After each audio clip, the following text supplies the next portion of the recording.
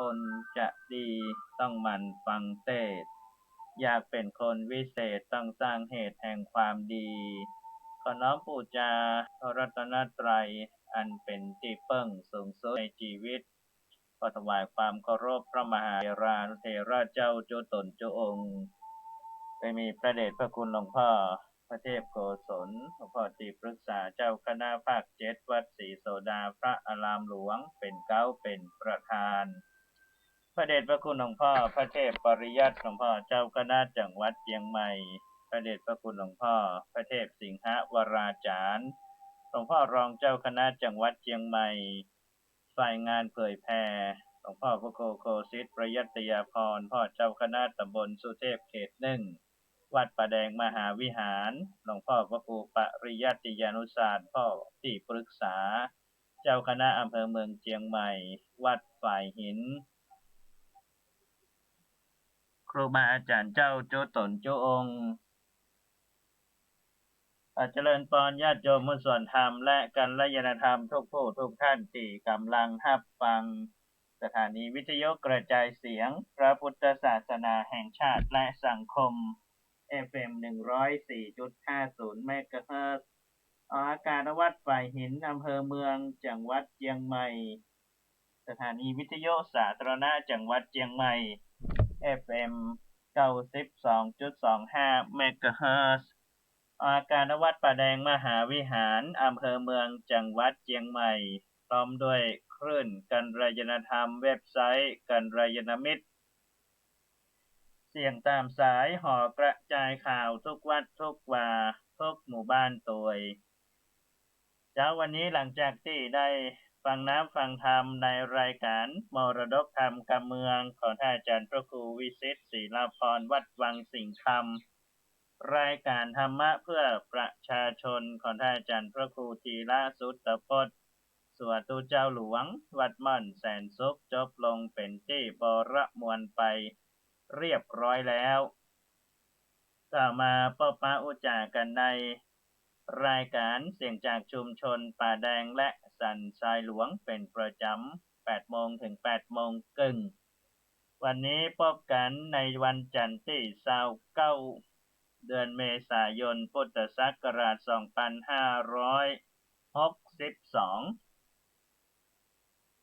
เริ่มต้นรายการด้วยพุทธศาสนาสุภาษิตประจำวันประจำเช้าวันนี้นำมาฝากพ่อแม่พี่น้องได้พิจารณากันในบทที่ว่าอัปปะเกนะปิเมธาวีปาภะเตนะวิจักขโนสมุฏฐาเปติอัตตานังอนุงอัคคีวะสันทมังอัปปะเกนะปิเมธาวีปาภะเตนะวิจักขโนสมุฏฐาเปติอัตตานังอนุงอัคคีวะสันทมังแปลใจความเป็นภาษาไทยว่าผู้มีปัญญาเฉลียวฉลาดย่อมตั้งตนได้ด้วยต้นทุนแม้น้อยเหมือนคนก่อไฟน้อยขึ้นฉะนั้นพุทธศาสนาสุภาษิตในบทนี้พุทธองค์ทรงให้กำลังใจว่าคนเรานั้นถ้ามีปัญญาถ้ามีความรู้เฉลียวฉลาดรู้จักในการที่จะหาความรู้ครูพักลักจำห้องได้สนทนาได้แลกเปลี่ยนได้ศึกษาค้นคว้าจากตำรับตำราหรือได้ดูเป็นตัวอย่างจากคนที่ประสบความสำเร็จรู้จักเอามาปรับเปลี่ยนปรับใช้ในการพัฒนาการงานของตัวเก่าย่อมจะตั้งตนได้แม้ว่าจะมีต้นทุนน้อยต้นทุนน้อยเดียวต้นทุนทางฐานะต้นทุนทางการเงินต้นทุนทางบุคลากรต้นทุนทางทรัพยากรทุกอย่างที่เป็นองค์ประกอบในการที่จะประกอบคิดการงานหรือทำอะไรอย่างก็ตามอันนั้นอย่าไปท้อถอย ท้อแท้ว่าเฮานั้นนะบ่มีงบประมาณนะบ่มีต้นทุนในเรื่องของบุคคลบุคลากรทรัพยากรถ้าคิดอย่างนั้นนี่ก็บ่ต้องไปดังใดละนะแต่ถ้าเกิดว่ามันมีวิธีการในการที่จะพัฒนาโดยเฉพาะการหาความรู้เพิ่มเติมเอาชอบสิ่งไหนเอาสนใจสิ่งไหนก็ควรจะใส่ใจสิ่งนั้นแล้วก็หาความรู้ไว้เป็นฐานเมื่อมีความรู้ก็ก่อยขยับขยายไปทีละเล็กละน้อยเนี่ยเหมือนกับกองไฟที่มันกองน้อยๆก็สามารถเป็นกองไฟใหญ่มาหึงมาได้ฉะนั้นเช่นเดียวกันเพราะนั้นคนเราอย่าไปท้อแท้จงมีความเพียรวิริยะอุตสาหะมีความอดทนเอาใจใส่ฉันทะเอาใจใส่แล้วก็ไตร่ตรองตรึกตรองพิจารณาให้รอบคอบทั้งด้านที่ดีทั้งด้านที่บ่ดีทั้งด้านที่จะสร้างสรรค์เป็นต้นอันนี้ก็เป็นพุทธศาสนาสุภาษิตในเจ้าวันนี้ที่มาให้กำลังใจหลายท่านหลายคนกำลังจะเริ่มทำหลายอย่างถ้าเราบ่เริ่มตั้งแต่วันนี้ก็วันพรุ่งนี้ก็ไม่มีเพราะฉะนั้นเริ่มตั้งแต่วันนี้วันพรุ่งนี้ก็มีเช่นเดียวกันการทำคุณงามความดีการทำบุญสุนทานก็เช่นเดียวกันถ้าเกิดว่าบุญกุศลนั้นเป็นสิ่งที่ดีงามดังที่องค์สมเด็จพระสัมมาสัมพุทธเจ้าทรงตรัสว่าการสั่งสมบุญนำความสุขมาให้คุณงามความดีสั่งสมไปทีละเล็กละน้อยเหมือนหยดน้ำที่หยดลงในหม้อในไหวันใดวันหนึ่งก็ย่อมเต็มบารมีธรรมก็เช่นเดียวกันบุญสุนทานก็เช่นเดียวกันวันใดวันหนึ่งก็ย่อมจะเต็มเปี่ยมแล้วอานิสงส์ก็จะเกิดขึ้นกรมอุตุนิยมวิทยาได้รายงานพยากรณ์อากาศ24ชั่วโมงต่างหน้าว่าประเทศไทยโดยเฉพาะประเทศไทยตอนบนจะมีอากาศร้อนจัดและจะมีฝนฟ้าคะนองในบางพื้นที่เนื่องโดยลักษณะสำคัญทางอุตุนิยมวิทยาได้กล่าวไว้ว่าความกดอากาศต่ำเนื่องจากความร้อนได้ปกคลุมประเทศไทยตอนบนประกอบกับมีลมใต้และลมตะวันออกเฉียงใต้ได้ปัดปกคลุมภาคเหนือตอนล่มภาคอีสานภาคตะวันออกภาคกลางภาคใต้และ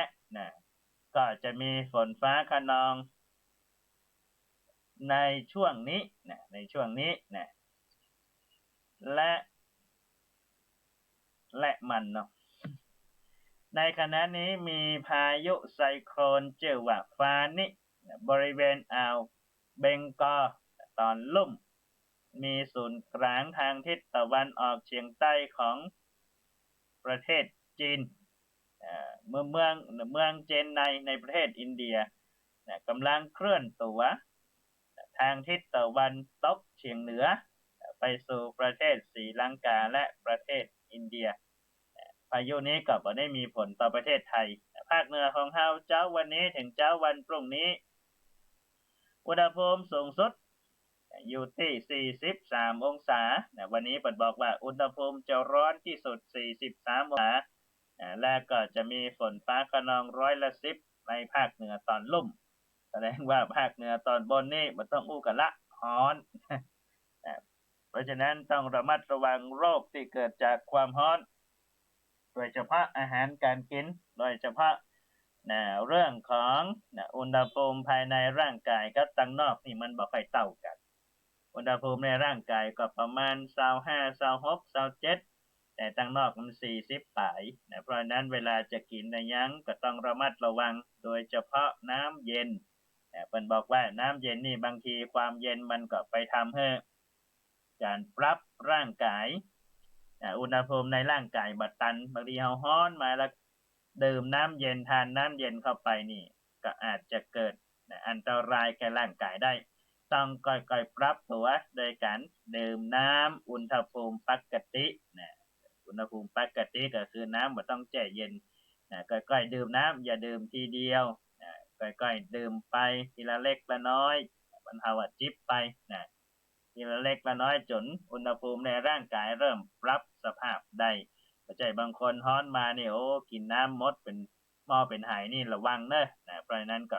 ต้องดูแลสุขภาพร่างกายในท่ามกลางอากาศร้อนตัวกรรมวัดประจำวันในเจ้าวันนี้นำเสนอกรรมว่าสักการะคำว่าสักการะในช่วงปีใหม่เมืองเฮานี้นะก็จะใช้คำนี้นักนะคำว่าสักการะนี่หมายถึงการกระทำคือการต้อนรับการให้เกียรติการแสดงความเคารพนับถือการบูชาด้วยสิ่งของหรือเครื่องอันพึงบูชาเช่นดอกไม้อาหารเป็นต้นสักการะบูชายังหมายถึงนะสิ่งของปัจจัยอาหารที่ปรุงหรือจัดอย่างประณีตสวยงามเป็นเครื่องบูชาชั้นดีนะสักการะบูชาเป็นการแสดงความเคารพอย่างสูงต่อบุคคลหรือสิ่งที่ควรเคารพเป็นการกระทำที่ดีงามนะอย่างเช่นเฮาไปสักการะบูชาพระพุทธปฏิมากรหรือนะไปสักการะบูชาครูบาอาจารย์นะไปสักเกล้าดำหัวนะเป็นต้นเนี่ยอันนี้ก็เป็นกรรมที่มีความหมายอยู่ในคำว่าสักการะแปลว่าการยกย่องนะการเชิดชูนะคุณงามความดีของบุคคลนั้นๆนะหรือว่าสิ่งนั้นๆที่เราเคารพนับถือ8:15 นาทีเรื่องราวของจันทคาตชาดกก็จะพยายามมาตบกันนะแล้วเล่าจันทคาตชาดกนี่ให้จบนะเพราะว่ามันยาวนะในทีนี้เวลาบางทีก็บ่ได้ตรงกันเท่าใดนะบางวันก็มีศาสนกิจบางวันก็มีนะ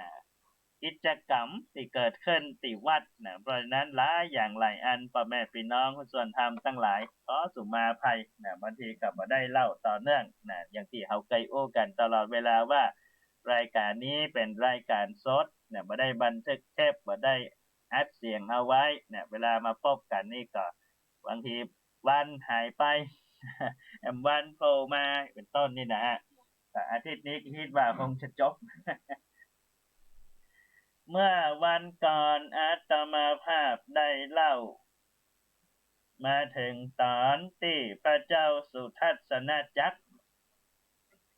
ได้ทอดพระเนตรหันพระนางเตวทิลังกาในบ้านของคุณยายปริสุทธีก็เกิดความสิเนหาจึงได้มารัดกับมเหสีคือพระเจ้าสุทัศนจักรนี่มีมเหสีพระนามว่าพระนางพรหมจารีก็บอกว่าอยากจะเอาพระนางเตวทิลังกาตอนนั้นนี่พระเจ้าสุทัศนจักรยังหูว่าพระนางเตวทิลังกานี้มีพระสวามีแล้วแต่ได้พลัดพรากกันกลางทะเลด้วยบุพกรรมบางอย่างแต่ด้วยความสิเนหาอันนี้แหละเนี่ยผมบอกว่ารูปรสกลิ่นเสียงธรรมารมณ์เวลามันหันแล้วนี่มันเกิดความอยากตัณหาคือความอยากได้อยากมีอยากเป็นบ่อยากได้บ่อยากมีบ่อยากเป็นนะพระเจ้าสุทัศนจักรจึงได้มาตรัสกับพระนางพรหมจารีว่าอยากจะเอาเทวทิลังกาเนี่ยมาเป็นอัครมเหสีแทนแล้วให้พระนางพรหมจารีนั้นเป็นสนมเอกพระนางพรหมจารีก็ได้กราบทูลว่าก็ทีแรกยังไปขอหม่อมฉันมาล่ะทีนี้จะมาลดหม่อมฉันเนี่ยเป็นอนุนี่มันบ่เปิงควรหม่อมฉันบ่หันตัวพระเจ้าสุทัศนจักรก็ต่อรองแถมว่าอันก็เอาเทวทิลังกาเนี่ยมาเป็นอนุเป็นสนมเอกนะพระนางพรหมจารีก็ให้เหตุผลว่าพระองค์ถ้าเป็นเช่นนี้เนี่ยมันก็บ่เปิงควรกษัตริย์นี่ตรัสแล้ว1 คำจะไม่ตรัสคำที่2ที่3แต่พระองค์นี้ก็ยัง เงื่อนเงื่อนไขตลอดนะหาวิธีการตลอดไม่เพิงกวนนะเป็นอย่างยิ่งนะเพราะว่าจะเป็นตัวอย่างที่บดีแก่ข้าราชบริพารประชาชนเจ้าเมืองตั้งหลายผู้กันง่ายว่าหับปากอันยังเนี่ยก็ควรจะทำได้แบบนี้เป็นต้นนะพระเจ้าสุทัศนจักรก็เลยปอพระทัยก็เลยสั่งให้จับเอาตัวพระนางพรหมจารีมเหสีไปลอยแพแม่น้ำอาจิรวดีพระนางพรหมจารีเมื่อถูกพระสวามีได้กระทำแบบนั้นพระนางก็ตั้งจิตอธิษฐานว่าถ้าพระนางบ่มีความผิดก็ขอให้ได้มี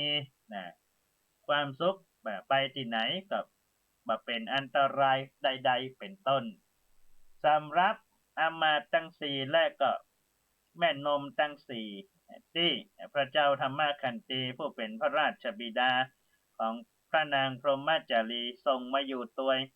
ก็หันเรื่องราวเกิดขึ้นก็มาอู้จาปรึกษาหารือกันว่าถ้าเป็นเช่นนี้พระเจ้าสุทัศนจักรนี่ทำบ่ถูกหมู่เฮาอยู่ที่นี่ก็คงลำบากละว่าเจ้านายเฮาอยู่ละนะหนึ่งในอมาตย์ก็คือทิฆชัยอมาตย์จึงได้กล่าวกับบรรดาเพื่อนอมาตย์และนางสนมทั้งหลาย5 ปันนางว่าเรากับบริวารแยกกันในเมื่อพระเจ้าสุทัศนจักรเนี่ย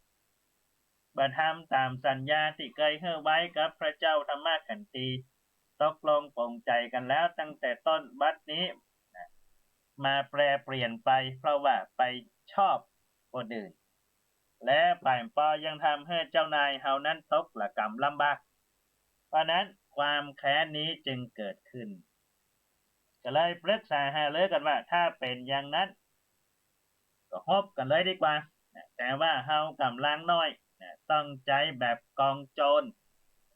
ก็เลยปรึกษากันว่าจะแก้แค้นพระเจ้าสุทัศนจักรด้วยการเผาบ้านเผาเมืองนี่พ่อแม่พี่น้องหุ้นส่วนธรรมทั้งหลายเมื่อถึงโอกาสซบเวลาบรรดาอมาตย์ทั้งสี่และบริวารของพระนางพรหมจารีก็ได้แก้แค้นแทนเจ้านายตัวเก่าก็ทำให้เกิดสงครามกลางเมืองนี่ทำให้บ้านเมืองอินทปัตนั้นวุ่นวายอนุปมาณกรขอสุมาอนุปมาณกรวุ่นวายด้วยสงครามภายในโกลาหลผู้คนล้มตายมากมายพ่อแม่พี่น้องส่วนธรรมเพราะเกิดจากความแค้นโกฏะความโกรธเกิดขึ้นไม่ยับยั้งชั่งใจเพราะว่าความแค้นเกิดขึ้นคนเฮาเนี่ยเวลาโกรธเกลียดกันก็จะเป็นแบบนี้ในที่สุดอนุปมาณกรก็วุ่นวายเมื่อกล่าวถึงพระนางเตวทิลังกาพระนางนั้นหันความวุ่นวายอย่างนี้จึงได้ไปบวชเป็นชีในสำนักของปริพาธิกา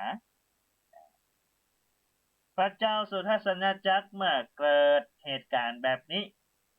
จึงได้ปราบศัตรูของพระองค์ราบคาบไปหมดเพราะว่า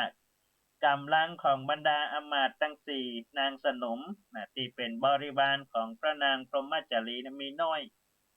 ก็สู้กำลังของพระเจ้าสุทัศนจักรบ่ได้เมื่อบ้านเมืองสงบลงพระเจ้าสุทัศนจักร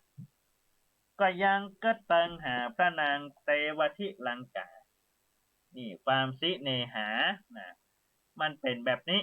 กามารมณ์มันเป็นแบบนี้เพิ่นจึงบอกว่ามันบัดลับบัดนอนเพราะมันเป็นแบบนี้ตัณหาความอยากเป็นแบบนี้กิเลสมันเป็นแบบนี้ก็ทำให้คนนั้นบัดลับบัดนอนพกไปต่างๆนานาพระเจ้าสุทัศนจักรก็เช่นเดียวกันจึงได้เสด็จไปยังบ้านของคุณยายปริสุทธีแล้วก็ได้ถามว่าบัดนี้ลูกสาวของคุณยาย ไปอยู่ไหนล่ะเพราะว่าตัวเฮานั้นจะมาขอไปเป็นอัครมเหสี คุณยายปริสุทธีจึงได้กราบทูลต่อพระเจ้าสุทัศนจักรว่าบัดนี้นะเทวทิลังกาลูกสาวของเฮานั้นไปบวชเป็นชีอยู่ในวัดปริพาธิกาแล้วเมื่อบรรดาอามาตย์ที่พระเจ้าสุทัศนจักรมาถามคุณยายปริสุทธีเนี่ยก็เลยปรึกษาหารือกันว่าโอ้ถ้าเป็นอย่างนี้ก็ปล่อยให้นางนั้นบวชปฏิบัติธรรมไปเตอะจึงได้ปิกไปกราบทูลต่อพระราชาว่าบัดนี้นะนางเทวทิลังกานั้นบวชเป็นชีอยู่ในวัดปริพาธิกาถ้านางลาสิกขาเมื่อใดศึกจากความเป็นชีเมื่อใดก่อยไปฮับมาแต่งตั้งเป็นอัครมเหสีเตอะพระเจ้าสุทัศนจักรนั้นเมื่อได้ฟังความแล้วก็ต้องยอม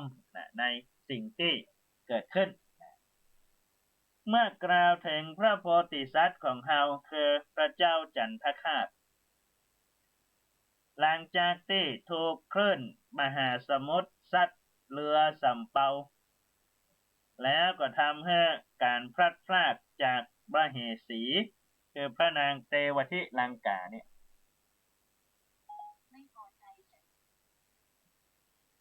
พระองค์นั้นก็ถูกคลื่นซัดไปแถมฝั่งหนึ่งคราวนั้นเองคลื่นนั้นก็ซัดพระมหาสัตว์เจ้าไปถึงฝั่งเมืองปาตาลิบุตรปาตาลิบุตรในเมืองปาตาลิบุตรนั้นมีพญานาค2 ตัวดูแลรักษากำลังสู้รบกันอยู่ตัวหนึ่งสู้บ่ได้ก็ถึงแก่ความตายพระโพธิสัตว์เจ้าของเฮาก็ไปเจอซากพญานาคกำลังนอนตายอยู่หิมฝั่งน้ำนั้นพระองค์หันแล้วจึงได้เอาทิพยโอสถคือยาวิเศษที่ได้จากท้าวสักกะเทวราชจบชีวิตพญานาคตัวนั้นให้ฟื้นขึ้นมาเมื่อพญานาคได้ชีวิตฟื้นขึ้นมาแล้วก็หายเข้าไปในป่าปีกออกมาแห่มกำกลายเป็นคนหนุ่มนี่คือพญานาคนี่ก็แถลงแปดแปลงกายเป็นมนุษย์เป็นหนุ่มน้อยพระมหาสัตว์เจ้าได้หันหนุ่มน้อยคนนั้นมายืนตรงหน้าจึงได้เข้าไปถามเพื่อจะรู้ว่าเส้นทางที่นี่ไปไหนมาจากไหนนาคมานพที่แถลงแปดแปลงกายเป็นมนุษย์นี่ก็ถามพระมหาสัตว์เจ้าว่าท่านมหาบุรุษท่านมาจากไหนทำไมมาอยู่ที่นี่ได้แล้วท่านจะไปทางไหนพระมหาสัตว์เจ้าพระเจ้าจันทคราชจึงได้ตรัสว่าเราเนี่ยนั่งเรือสำเภามาแต่พอมาถึงกลางมหาสมุทรก็ถูกคลื่นลมคลื่นใหญ่ซัดจนแตกกระจัดกระจายกันไปหมดก็เลยลงทางถูกน้ำซัดมาถึงฝั่งนี้นาคมานพจึงได้กราบทูลต่อพระมหาสัตว์เจ้าต่อไปว่าถ้าแต่มหาบุรุษท่านได้ช่วยชีวิตข้าพเจ้านั้นจะตอบแทนคุณของท่านพระโพธิสัตว์เจ้าก็รู้ทันทีว่าหนุ่มน้อยคนนี้คือนาคที่นอนตายหิมฝั่งท่านต้องการสิ่งใดตัวข้าพระพุทธเจ้านี้ก็จะให้สิ่งนั้นแก่มหาบุรุษพระเจ้าจันทคราชพระโพธิสัตว์เจ้าของเฮาจึงได้ตรัสว่าเราเนี่ยพลัดพรากจากมเหสีภรรยาของเราเพราะนั้นเรา ก็อยากจะพบนางเสาะหานางเสาะจะได้ก็บ่พบนาคมานพจึงได้กราบทูลว่าข้าแต่มหาบุรุษบอกว่าท่านต้องการจะดูสิ่งใดติใกล้ติไกลท่านจงเย็บเอาแก้วมณีนี้ใส่ปากแล้วท่านจะหันทุกอย่างตามที่ใจท่านนึกได้เห็นตลอดถึงนาคพิภพมนุษย์โลกเทวโลกสวรรค์จันทร์ต่างๆด้วยอำนาจของแก้วมณีนี้นาคมานพจึงได้ถวายแก้วมณีวิเศษให้พระโพธิสัตว์เจ้าพระเจ้าจันทคราชถวายเสร็จแล้วบอกทรัพย์ประคุณเสร็จแล้วก็อันตรธานหายไปจากที่นั้นพระมหาสัตว์เจ้าเมื่อได้แก้วมณีวิเศษแล้วจะทำจะใดพ่อแม่พี่น้องคนส่วนธรรมต้องติดตามท่าดาฟังกันต่อไปในวันพรุ่งนี้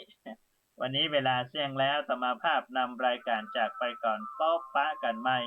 ในวันต่อไปขอความสุขสวัสดีจงบังเกิดมีแด่ทุกท่านขอเจริญพร